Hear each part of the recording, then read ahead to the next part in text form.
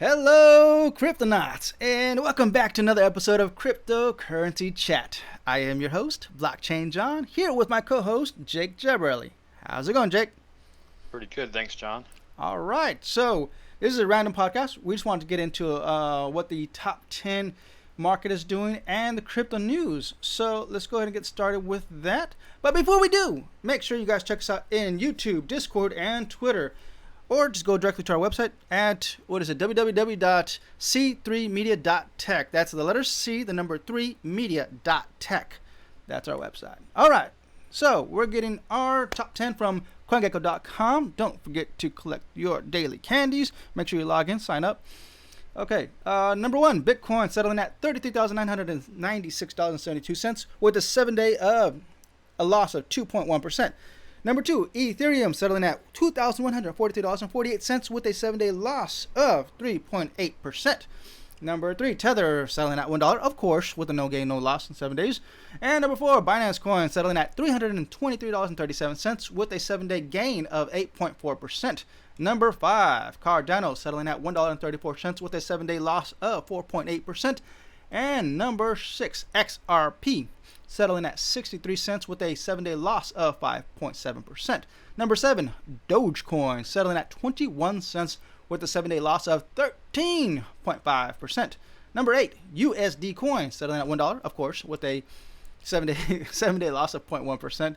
And number 9, Polkadot settling at $15.52 with a 7-day gain of 0.1%. Number 10, Binance USD with settling at $1, of course, with a 7-day loss of 0.3%. All right, your overall total market cap, Cryptonauts, is $1 trillion? Wow, jeez. 1.45 trillion? 1.45 trillion, That's man. what I'm saying. Yeah. I think it's weird because when you're reading the news, I'm just random commentary here. My numbers don't show the same numbers as yours do, so. Should I refresh the page here? Let's check. It doesn't matter. I All think it's right. close enough. I mean, it's changing constantly, but it doesn't really make much difference. People get the gist of it, and honestly, it's nice to hear it every day. If people are listening every day, which I know people are. Oh, yeah. And if you are, make sure you guys hit that like button, subscribe for more videos and interviews. We've been doing a lot of interviews lately. So here we go. Now, on to the next section. We got our crypto news of the day from decrypt.co. First news is written by Tim Haki. Here's how much your Reddit karma is worth. Jokes, quips, and tips can earn you a quick buck on Reddit's cryptocurrency forum. As of this month, each 33.22 Reddit karma earned on the r/cryptocurrency subreddit makes you $1. Nice. According to a table and chart posted today. On Reddit, karma is earned when other users upvote, post, and comments. The crypto fanatics over on r/cryptocurrency have found a way to tokenize the system, and in May 2020 launched Moon, an ERC20 token that is awarded in proportion to the karma earned each month. I remember this. I read this a few months ago when somebody figured this out. Yep. Like I said, I've been using it because I'm on Reddit all the time, but my karma is pretty sad because I'm nobody, right? Who cares about Jake generally? Sure, you got like 1 million of them, huh? No. All right. So let's see here. Moon. So I guess you could swap out the coins for Moon, and then Moon you can swap out for BTC, and then BTC you can obviously withdraw for fiat. By the way, the feds don't like when people use the word fiat. They wrote an article, I think earlier last week, saying that they feel they feel offended. So they turned into a bunch of Karens and said, "Hey, don't use the word fiat for cash, okay? For USD." It is fiat. It's been totally removed from the gold standard for like 50 years, so it's technically fiat. It blows my mind that they actually had to write an actual article for that, telling people, please do not use the word fiat. It's so silly. All right, next news written by Ekin Jenk. Chainswap exploit leads to multi-million loss for DeFi tokens. Of course, every single day there's always an exploit, right? Last night, crypto projects that had used Chainswap to launch Ethereum tokens on Binance Smart Chain lost millions to an attacker whose address now holds about $4.4 million. The attacker managed to take control of the project's BSC contracts by exploiting ChainSwap. The attacker minted tokens directly to their address, then sold them on BSC's most popular decentralized exchange, PancakeSwap. I like PancakeSwap, by the way. I hate the fact that there is a common problem, not just with tokens, and they warn you. It's warned all over PancakeSwap. It's warned all over things like Auto Swap Network. That fake coins, and anybody can create one. I mean, truth be told, technically at the very beginning with the WBNB versus Dynamo, could have been fake, right? I mean, when it's really early on. But the fact is, this isn't new. It's not new by a long shot. But if a faker or a false person comes in and starts putting in another fake token, and then giving you stuff that's not real, you wouldn't know, and it could be months. Right. You still wouldn't know. Right, and that's the unfortunate thing about people that are new in crypto that don't know it. They'll see something on BSC. Oh, that's Bitcoin. I can buy Bitcoin right now for only $20,000. Awesome, I'm gonna buy that. No, don't do that. Don't do that. No. Yeah. So be cautious. Obviously, we want to let everybody know this is the wild west of finance, and yeah, you can certainly be taken for a ride. You could also make millions, but all the new puppy coins as it is with this, I don't even know how many. There's probably be 1,000 of them out there right now. They're all, basically riding the coattails of Doge. Not all of them are real. Shiba Inu, that's real. So I wouldn't be worried about that one. They wouldn't be forming their own exchange if it wasn't a real thing. But I still, it's kind of like, if you can't afford to lose it, don't play with it, right? So if you've got a net worth of 10 grand, don't play with more than 10% of that. Maybe $1,000.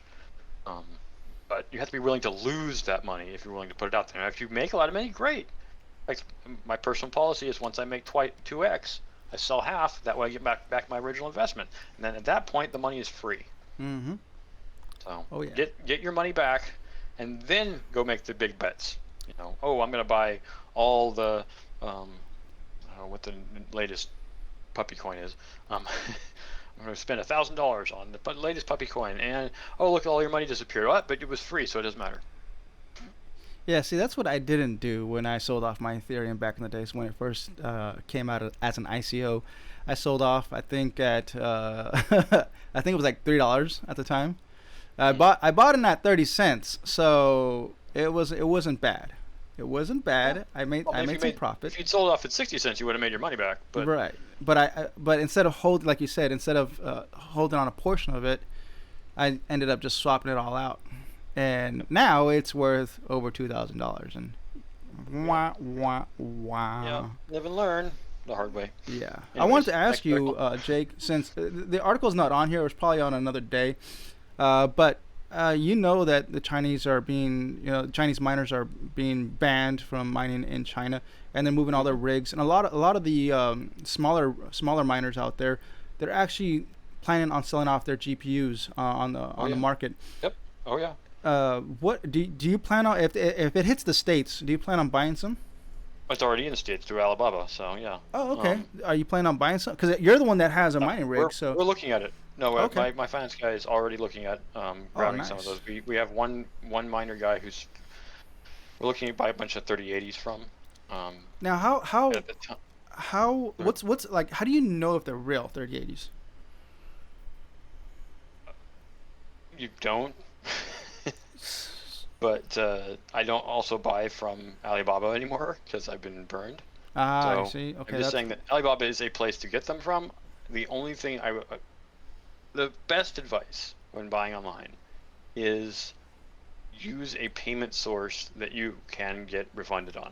Do not send crypto to anyone anywhere unless you're meeting with them in person. Okay, so or you're doing it through a site that can back them up. So yeah, use PayPal, use a credit card, use something that you can get some kind of restoration on, because even though Alibaba does do restoration on some accounts, usually on only really, really big accounts that people have been around forever,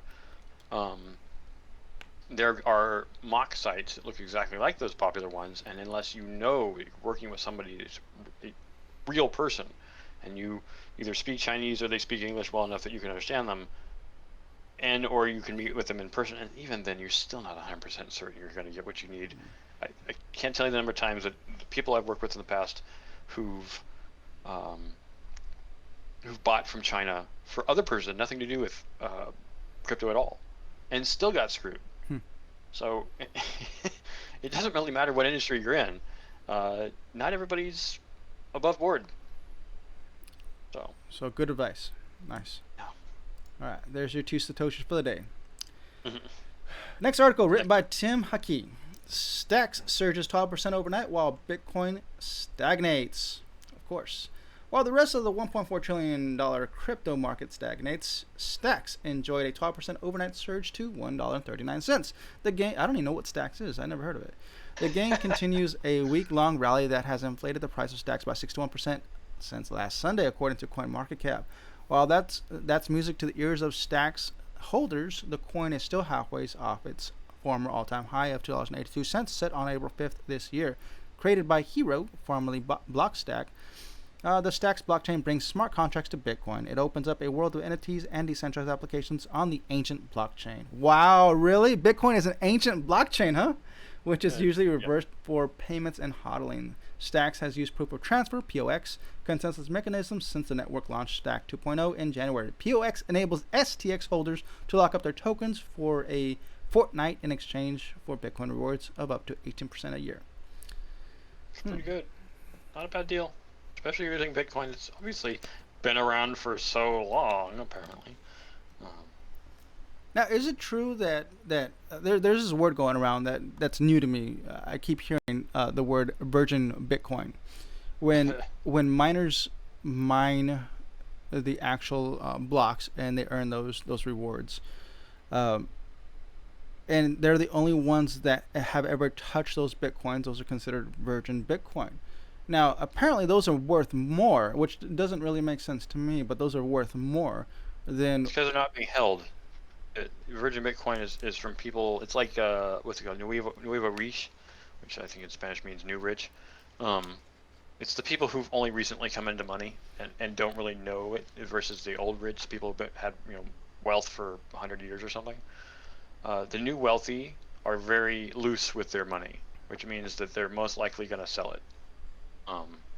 But the old people who've had the money forever have no intention of selling it, or they only sell it when they need to. So how does that? Virgin Bitcoin or virgin coin in general is all about people who are very new and have this coin are much more likely to sell it. Okay, so, but how does it have more value than other Bitcoin?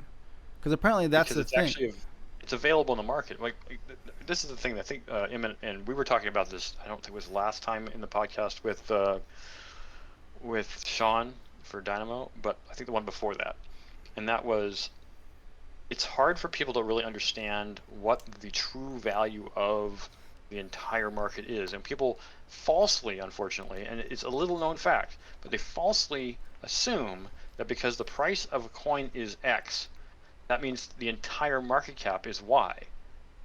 And it's like, no, it's only the available coins. So if 90% of Bitcoin is unavailable, which is probably accurate, there's just people aren't selling it. They're holding it forever. The remaining 10% that's currently available, and I don't mean 90% of the entire possible coins, the 21 million, but of the 18.5 million, there might be 500,000 available to sell. Period. That's all that's moving. That's the only liquidity in the market. That's what makes Bitcoin worth so much, not the entire 18 other million that aren't being sold. So it's tricky because it tricks you into thinking that the entire market, like you said, what Bitcoin's at 33,000, 34,000, let's say. It's the other value of those coins that aren't moving technically have no value because they're not moving. If you don't sell a thing, it doesn't have any value. It has potential value. Like the other analogy is when people talk about Bill Gates or Elon Musk, they're like, oh, these guys have got billions of dollars. Technically, yes, they have billions of dollars. Could they liquidate those billions tomorrow? No, they could not. It would actually take years potentially for them to actually cash that out.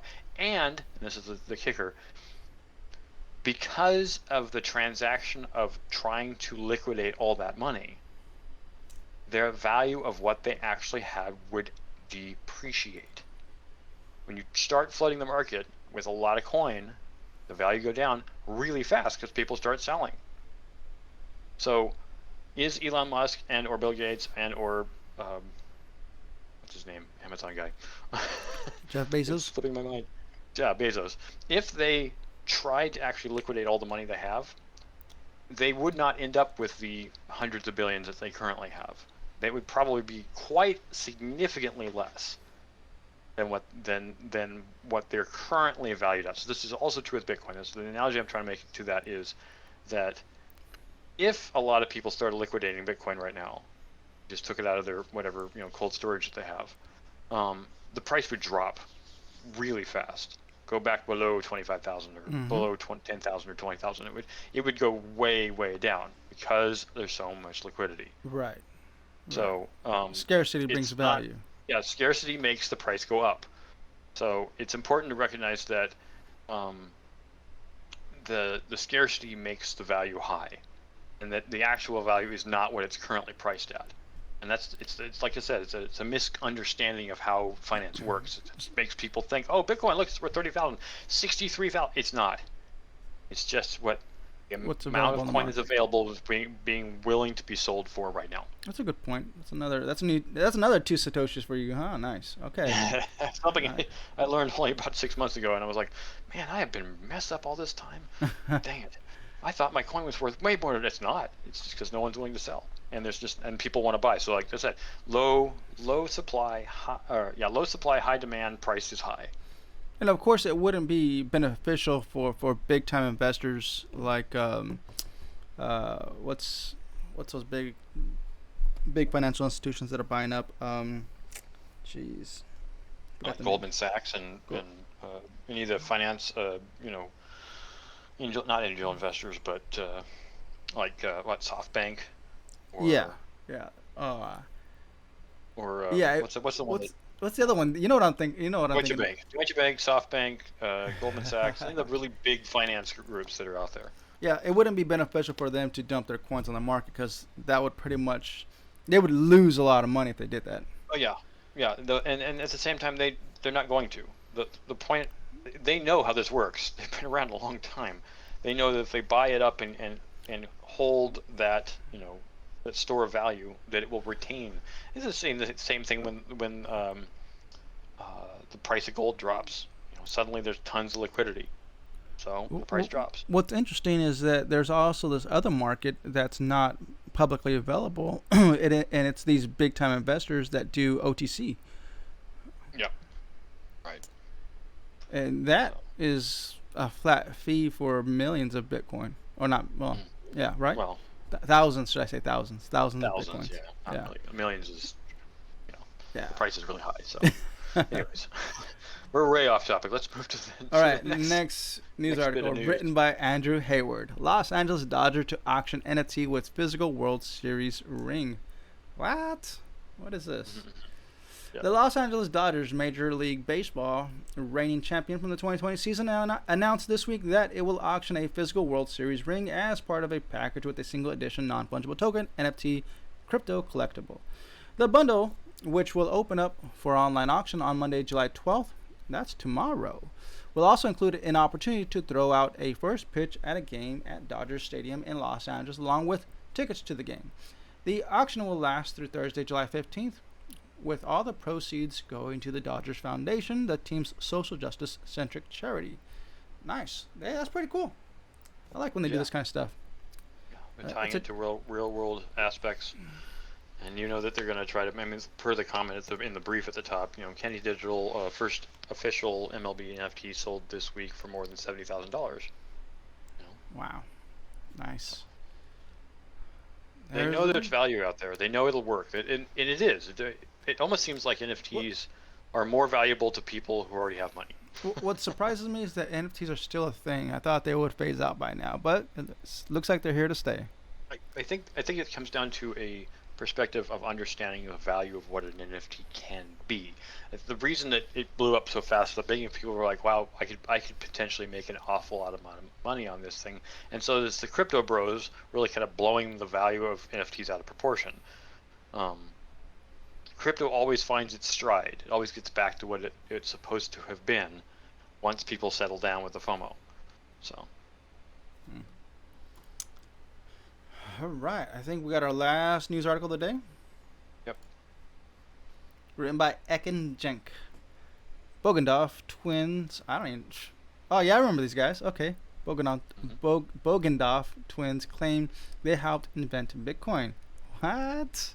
Really? Yeah. Okay. All right. Let's see what let's see what this is.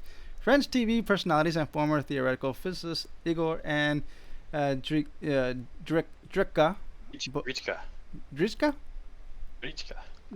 Grichka Bogdanov claimed they knew of Bitcoin inventor Satoshi Nakamoto and were involved with the creation of the cryptocurrency. Okay. Igor and I, as mathematicians, were able to participate in the elaboration of some of the source code, especially the TV predictive code, said Grichka Bogdanov on French TV show Non-Stop People on July 1st, who expanded on his claims on how do you say that? Le Jour de Pros on July 7th. In early 90s, the two brothers said they worked with Francois Misi, the inventor of the touchscreen, whose labs include a Japanese scientist, Soichiro Shimoda, who was someone close to the mythical person or a group of people called Nakamoto.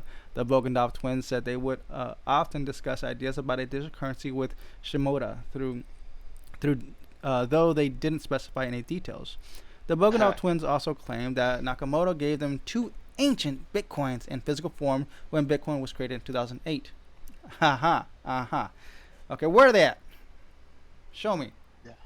Yeah, this is the thing. It's like it always feels like somebody needs to ride the coattails of someone else. Cause they're like, oh well, that could be worth a lot of money to me now. Now that we see that we were, maybe they were somehow involved with this in the beginning. I say they're pretty smart people.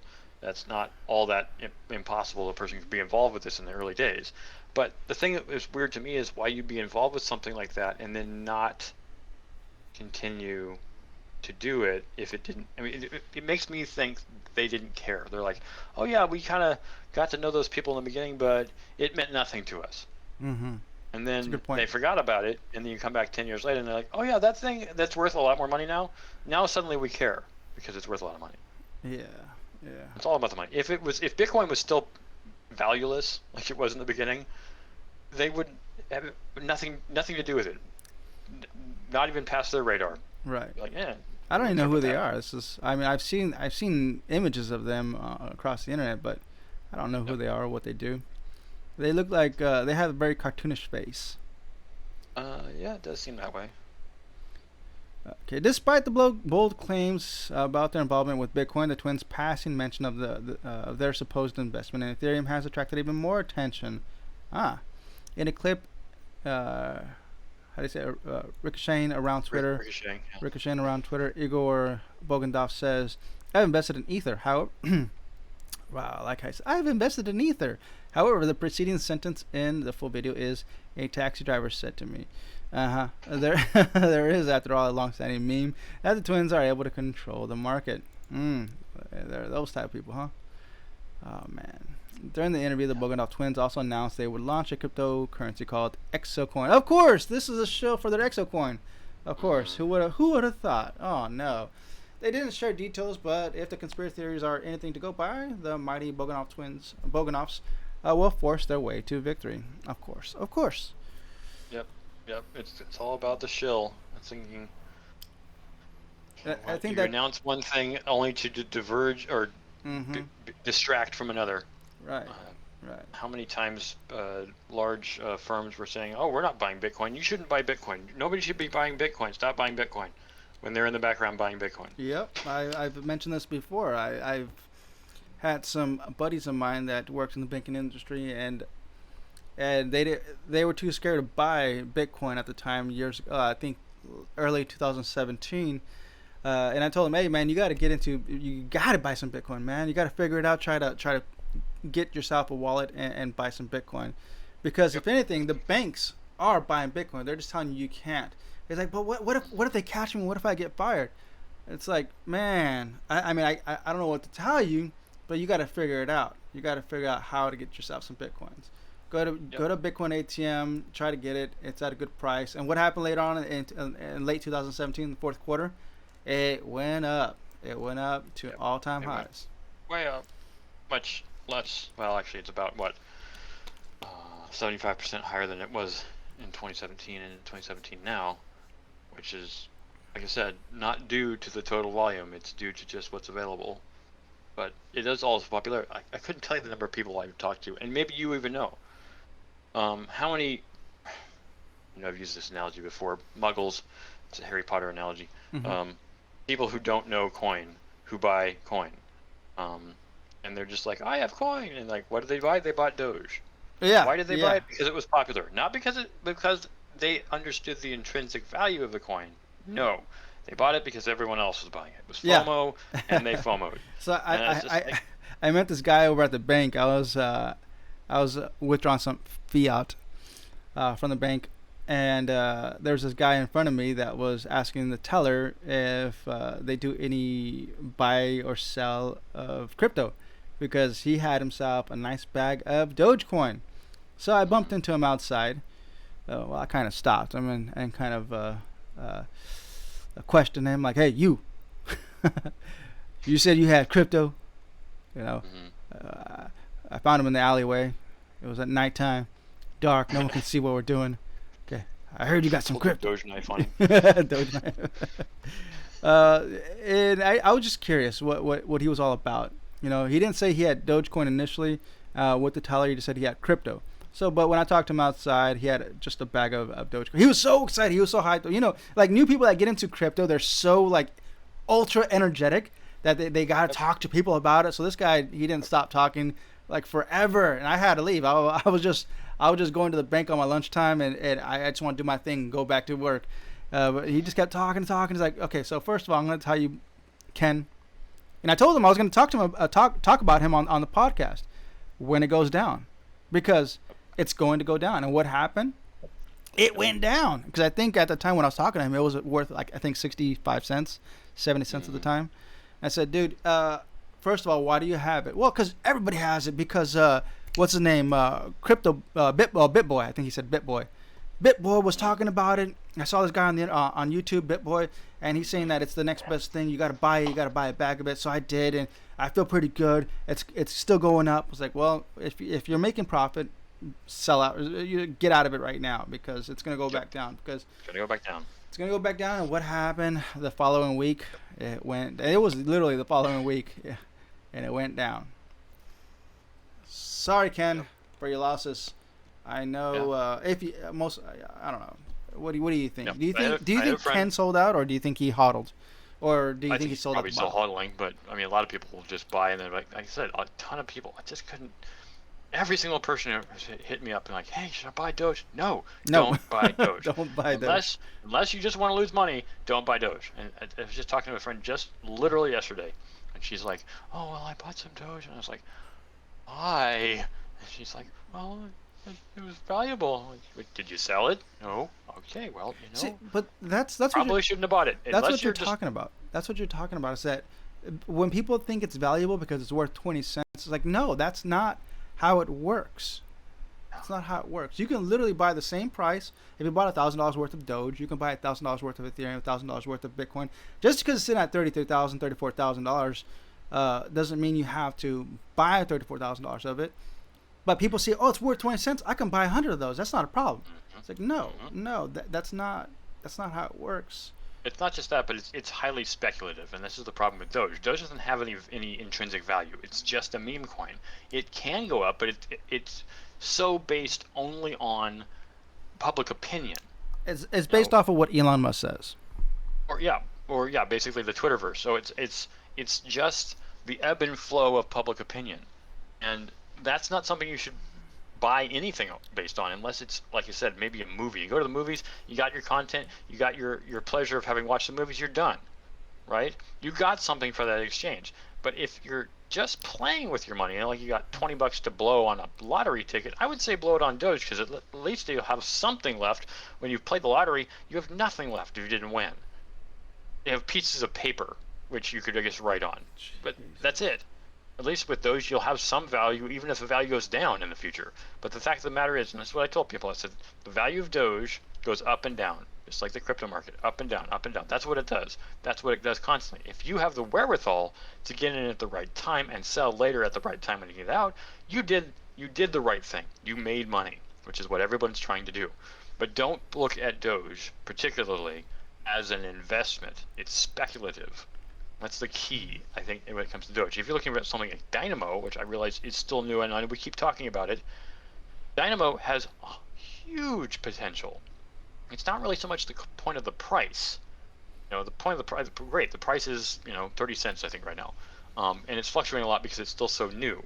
But Dynamo does a ton of different things. It does storage, it does staking, it does NFTs. It's not implemented yet, but it does all these things, and it's completely autonomous, right? It's no control like we're talking about with Ethereum and Bitcoin is being controlled by just a few people. That's not decentralized. Dynamo is truly decentralized. It's truly for the people. And yes, it's still going to have ebb and flow, but the point of it is it has other utility. Doge has no utility. It's just a meme coin. And that, I don't know. I don't know if people even understand what that means, but I was trying to make a distinction between something that's functional and something that's non-functional. To me, that makes sense. That makes sense. The utility of a project out there. And speaking of utility of projects, there was a bunch of in around 2016, 2017, before everything crashed, in early 2018.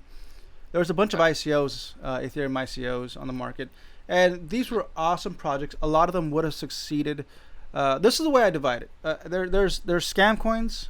There's awesome coins that are actually have real use case, that had the best marketing and management of their finances, and then there's those that did not do that properly. And what I mean by that is that these projects, they could have succeeded and made it out of that down market. Yep. But even if they did, I don't think a lot of these projects that are dead now, that doesn't mean that they were scam coins. They're just dead because of the high transaction fee on the Ethereum network. Yep. Nobody was utilizing their network, which means that they were losing money as time went on. That's unfortunate. That's unfortunate, because now there's a bunch of projects out there that could have been awesome, but because Ethereum has such high transaction fees and these projects rely on people utilizing their network, creating multiple transactions a day, thousands and thousands of transactions a day, but nobody was doing that, so these projects went belly up. It's unfortunate. Yep. Yeah. On top of that fact, like the EIP 1559 that went through this month, reducing the cost of the ETH price, or the ETH price, basically ETH gas price. We didn't have that initially. It is adaptable. Fortunately, it's an adaptable system where it can be changed. The thing that's funny to me, I'm gonna make an analogy here to I'm going to use Tesla as an example, because Tesla, one of the things that Tesla owners and anyone who's driven a Tesla recognize pretty quickly is you spend a lot of money for a nice car, right? They're considered to be an electric car, but they have so many inconsistencies because it's a new company. They don't have the 100+ years of experience that Ford and GM have. They've only been around for a little over a decade. So one of the things, the problem is you get is called iteration creep, where you build a car and it's the first version of the car, and people that are really into that idea love it. They don't care about the inconsistency. They don't care about the fact that you've paid $100,000 for a car and it's got gaps between the body panels, or it breaks down all the time, or it has weird issues that a brand new car, especially a brand new manufacturer's car, would definitely have. And this is even true for Ford and GM to some degree. They do have their process down for the most part, but they don't. But a brand new car, they may not have everything down on. So the encouragement, and this is funny because when you buy insurance on a new car, because the car has no history, the insurance is usually higher than the second or third generation of that same car, assuming the manufacturer makes it the second or third generation. Interesting. So this is also true for the crypto market. It's new. It's just starting out. There's all kinds of things that we don't know about what kind of. Bitcoin was the first iteration of the concept of a digital currency. I mean, well, not technically the first, actually the first successful version. There were digital currencies before Bitcoin. Yeah. But the first successful, the first really big, and it still took it really quite some time to really pick up any steam, to actually become popular and valuable. Because I mean, it wasn't until, 2015 when the value actually hit like $100, which isn't terribly high, but compared to where it is now, it's very high. It's just, Bitcoin's the first iteration, then Ethereum, then Litecoin, then other things like Ravencoin, etc. There's tons of like Cardano and Polkadot, and there's all these other things that came later that are iterations on the first version. So I look at what Sean's doing with Dynamo Coin. Of course, it's based on Bitcoin, and Ravencoin's based on Bitcoin. They're all set to do different things, but they're iterations on the original. Bitcoin still exists. It's still a valuable tool. But there's far better things down the line. And even though Ravencoin's pretty good, and Dynamo's, in my opinion, and it's not just because I own a lot, it's because Dynamo is the third or fourth generation iteration of Bitcoin. It's what Bitcoin could have been if somebody had built Bitcoin 2.0 or 3.0 or 4.0. I never thought about that, fourth generation. I think that's where it was set at, right? Because it would be Bitcoin, Litecoin, and something like Ravencoin being third. And we're just talking about generations from Bitcoin. We're not talking about alternative coins such as like Ethereum and Hedera, because those are something completely there's different. Bitcoin Cash and there's Bitcoin Gold, and there's other forks of Bitcoin, but that's still Bitcoin. They're lesser values, but they're still technically Bitcoin. Are they actually better? No, they're just forks. They're not actually necessarily a lot better. They don't do things better that would make Bitcoin more valuable than Bitcoin already is. And I'm not talking about value from the sense of the dollar amount, the exchange amount between the Bitcoin and US dollar. I mean, valuable as in functional tool, like the Stacks thing, this article, the Stacks that we read, that this is, making Bitcoin and giving it the capability of NFTs, as opposed to just using Ethereum. But Ethereum is in itself kind of that sort of thing. It's an iteration on the idea, not the actual chain, but the idea of Bitcoin. And it became very successful. And obviously, there's more Ethereum out there. There can be a lot because there's no limit. There's no capped limit like there is on Bitcoin. But it's an iteration to the concept. Ravencoin is an iteration to the concept, and as well as being a Bitcoin itself. But then Dynamo is an iteration on the iteration.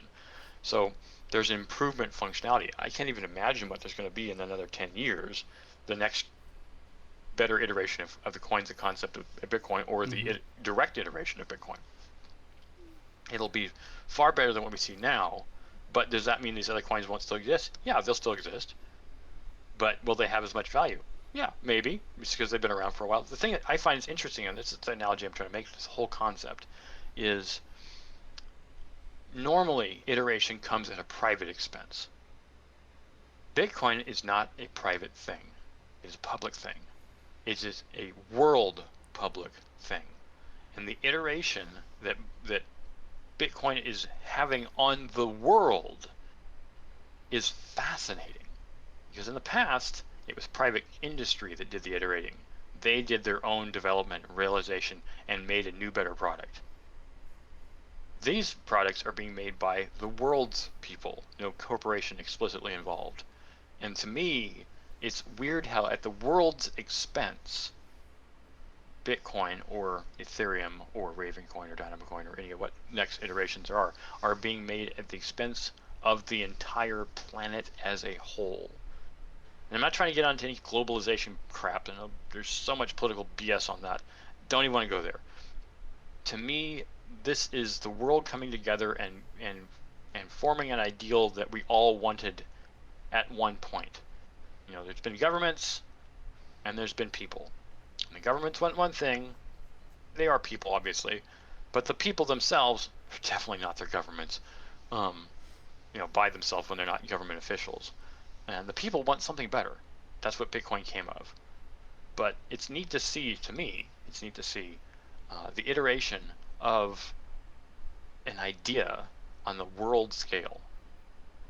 And that's a thing I don't think we've really seen previous to Bitcoin or the iterations thereof in the past. Sorry to wax philosophic on this, but it to me it's That was great. it's a thing that is new and different and good. And I know that when the new and different comes out and people are just like new and different, pro clutching, but after a while they're like, oh, that's not so bad. And it's not just the crypto bros going, hey man, buy my coin. It's like, not just that. It's not just about making money. It's actually about making the world a better place.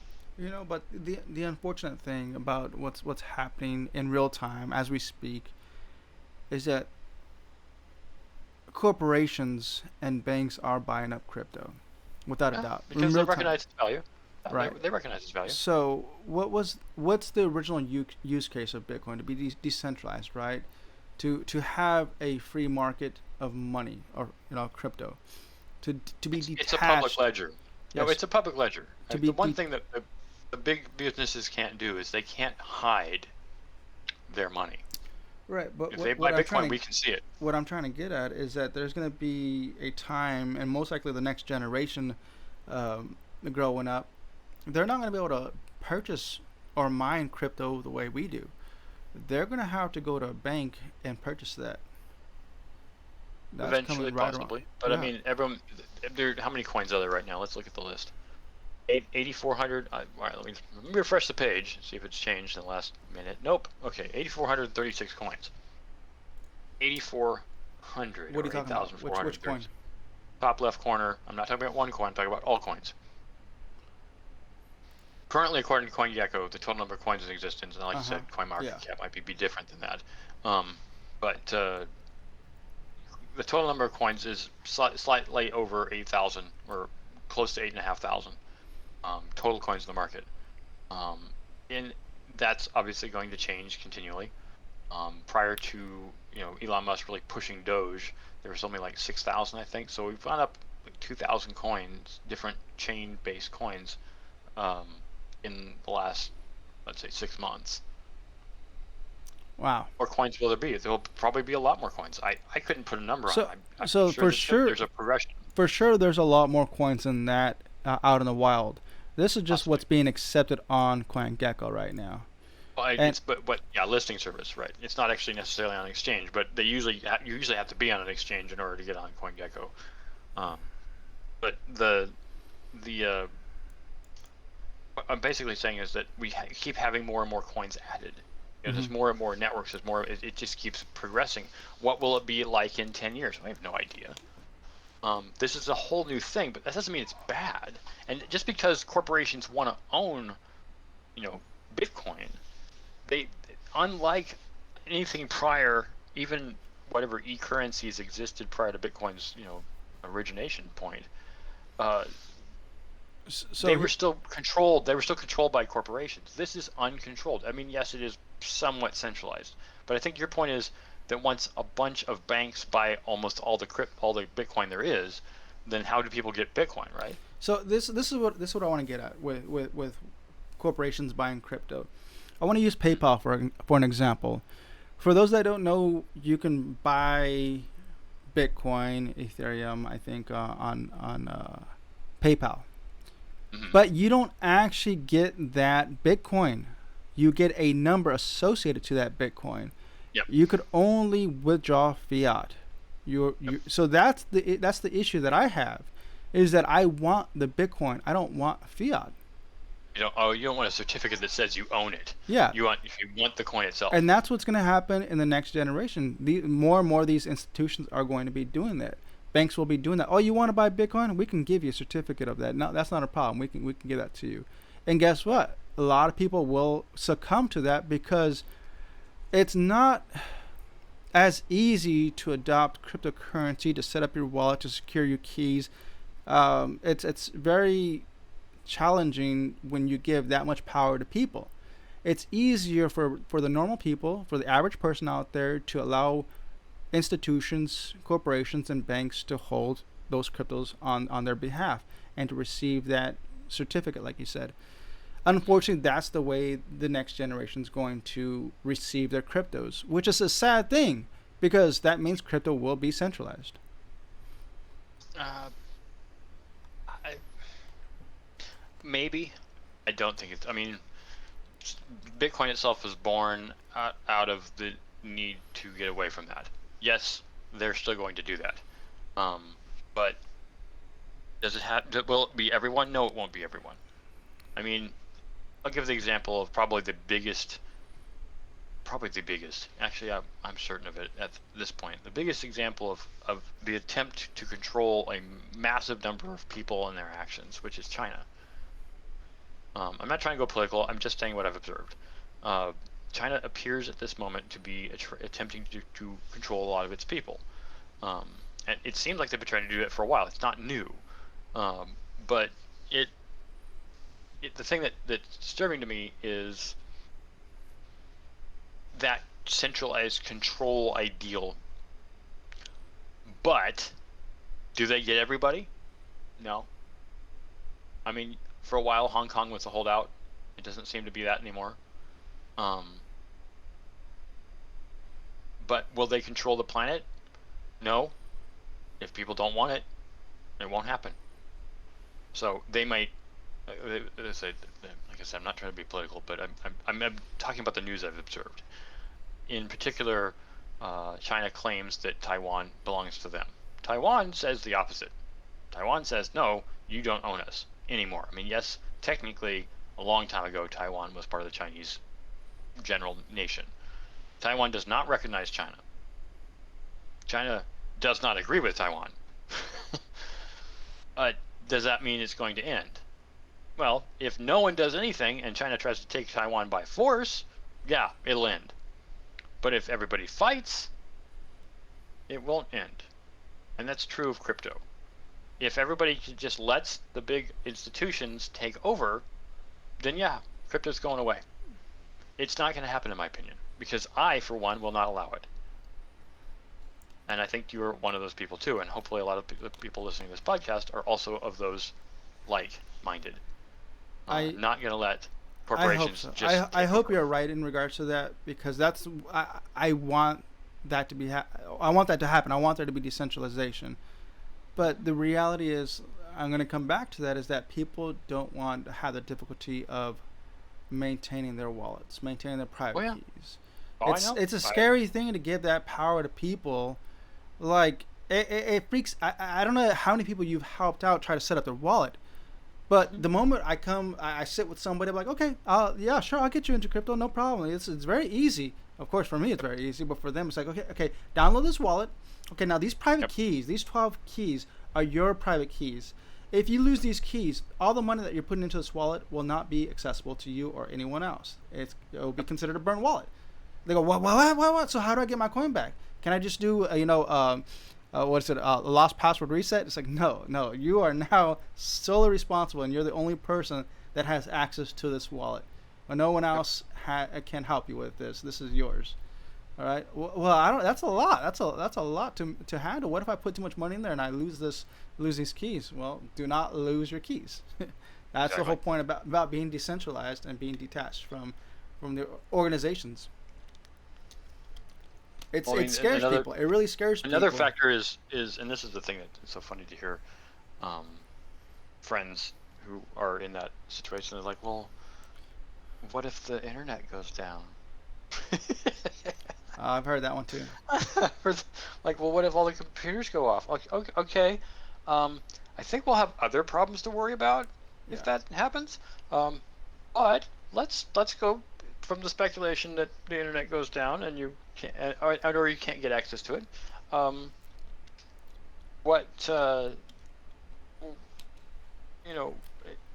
Then money itself would be of no value. It's like if internet doesn't work and there's no internet anywhere. I mean, yes, there was a time when we didn't have that. It was like 50 years ago. But at that time, we didn't have an internet and people still got along. Mm-hmm. So yes, if we go back to the dark ages of no internet, I But don't even know how life will change 100%. It will be very, very, very different. there is already developers working on that. There is the possibility to do crypto exchanges offline. So Yeah, that's one. Actually, China's yuan wallet can do that now, and there's a lot of other coins out there that are upgrading their wallets to have that accessible feature built in. So right. if you're in a rural area where there is no internet connection and you need to do a transaction, you can still do that transaction. Uh, Sure. um, so that's not an issue. Another thing is that developers are trying to connect, and they're working on it. And I think there's already success on that. Actually, I think Jake, you told me about this, or hinted at it, is that people can do transactions via satellite, not through our internet down on Earth, but through satellite in space, and do transactions that way. That's a different Right. type of network. Yep. Well, I mean, from the standpoint of what you're saying is you're trying to get away to make sure that people are aware of how this can work, and that they're not scared of it, and that they're not bothered to do this. I think of it in another analogy in the sense of my grandmother or something, um, who refuses to understand how to use her iPhone. I mean, yeah, she's in her 90s, fine, but um, the telephone from which the iPhone itself is based is a technology that's been around since before she was born. And yet she's okay with that technology. Yes, it's pretty old, but she gets it and she's done it and she can use it. It's just a question of familiarity, right? Um, I personally don't carry checks anymore. I haven't done it for at least 15 years. Mm-hmm. I just don't write them because no one. Well, it's not that no one takes them. I just don't need them. I haven't gotten completely away from like plastic cards. I wish I could, but um, the some aspects of money transfer, it's just new tech. Once it becomes much more commonplace, people are like, oh yeah, I have my wallet installed on my computer. Well, you know what? A friend of mine gave me a Raspberry Pi. I plugged that into the internet and put my wallet on that, and that way I didn't have to worry about leaving my computer on all the time. I said, Yeah. so that's a brilliant way of doing it. Because honestly, if you have even remote access to a Raspberry Pi through like a phone app, which is something I know, I think Coin One does that, then you technically have a wallet, but you don't have to worry about having it on your desktop or on your laptop or having because if you want to turn your laptop or your desktop off, which most people do, I still think that's weird, but I've been leaving my computer on for almost 15 years. Well, whatever computer I have. Jeez. But most people leave their phones on, right? Anyways, the point I'm trying to get at is it's just familiarity. It's just that people are unfamiliar with it. So eventually people will get to the idea of understanding. I There's don't know anybody who keeps money in their mattress anymore, but it was something that happened for a while. So yeah. Yeah, there's going to be a future where wallets will be easier to use. There's yep, already a couple of wallets out there where you can make a username and a password, and you can do password recovery. Actually, Zelcore does that. You can do yep, a username and password, and if you happen to forget it, your private keys are in there. But you can also do recover your wallet with your recover your password with your email address, yep, right?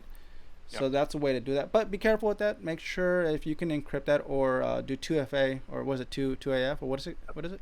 2FA, 2FA. two-factor authentication. Yeah, 2FA. If you can do that, make sure you do that. That's the best way to keep your wallet secure. One of the best ways, not the app, but it's hard enough to crack 2FA. It really is Or because it's what's those physical wallets? What are those things called? cold storage. Yeah, no, the little ones that you put into your Oh, the Trezor. I the think treasure, yeah, treasure and yeah, ledgers. Those are even better. ledgers. Yeah, yeah. Those are the cold storage is absolutely the best way because then no one can get to it at all Yeah, except you you. gotta have the I mean, unless physical piece. they steal the USB key Yeah, from you. yeah. That's Um, actually another two Satoshis for the cryptonauts out there that don't know about that. Look into that Trezor or the Ledger wallet. You can literally store your coins on there. Put your Ledger wallet, which is a physical, like a USB stick. Put that in your safe. That's the best way to keep it. Well, somewhere where no one long can term. access Yeah. it. Yeah. Yeah, exactly. There are ways of keeping things away from those who would try to take from us, but yeah, these are just new technologies. They're not terribly difficult. It sounds fringe because it's new. That doesn't mean it actually is. I think you can keep cash in your wallet or in your safe in your house. That's not weird. It's really no different than that, other than the fact that cash is a physical grain folding paper, at least in the U.S., and a digital wallet or a digital Trezor or Ledger wallet is just a USB device. But it's still going to be offline. Cash is offline. This Trezor wallet. The difference is with the Trezor or the Ledger wallet is that you can plug it back into the internet and access your blockchain, private keys, and etc. and get to your coin. It's just new technology. It's going to take some getting used to. It's not bad. It's just different. One of the only other thing I want to make is a point about people arguing. Well, very many people. I've seen this on Reddit many times. Is the number of people who are always talking about. Oh man, did I just completely forget? I did forget what I was going to say. Never mind. We'll just move on. Well, we're gonna wrap it up right here. What do you think? Yeah, that's fine. All right. So, with that said, let me go ahead and finish this off real quick. I'm just going down top 300 coins, and we are done. Gitcoin being the 300th coin on the market. Okay, Cryptonauts. Let's go ahead and wrap it up there. With that said, make sure you hit that subscribe button, that like button. I do enjoy comments. Comments are really great. So with that said, make sure you stack sats and HODL. Adios.